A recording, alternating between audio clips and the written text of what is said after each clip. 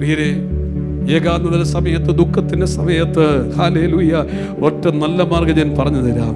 ഇരുന്ന് കരയുക അല്ല, ആത്മാവിൽ നിറഞ്ഞവനായ സ്വർഗത്തിലേക്ക് നോക്ക്.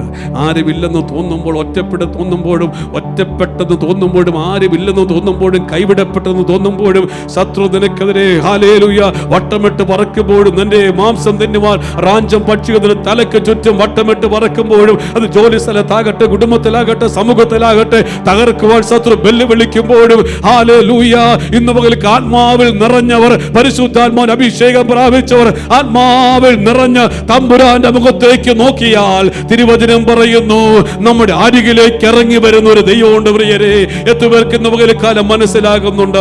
ഒരു നാളും എന്നെ അനാഥനായി വിടുകയില്ല എന്ന് പറഞ്ഞവൻ, കണ്ടാലും ലോകാവസാനത്തോളം എല്ലാ നാളും ഞാൻ നിന്റെ കൂടെ ഉണ്ടെന്ന് വാഗ്ദത്തം ചെയ്ത ഒരു നല്ല കർത്താവ്, ആർക്കും വരുവാൻ കഴിയാത്ത സമയത്തും, ആർക്കും കൂടിയിരിക്കാൻ കഴിയാത്ത സമയത്തും, അത് അഗ്നിജ്വാലയാകട്ടെ, സിംഹത്തിന്റെ കുഴിയാകട്ടെ, പത്മോസിന്റെ ഏകാന്തതയാകട്ടെ, അത് തടവറയാകട്ടെ, ആർക്കും വരുവാൻ കഴിയാതിരിക്കുന്നിടത്തും ഒരു നാളും അനാഥനായി വിടുകയില്ല എന്ന് പറഞ്ഞവൻ അരികൾ വരുമെന്നാ തിരുവചനം പറയുന്നേ.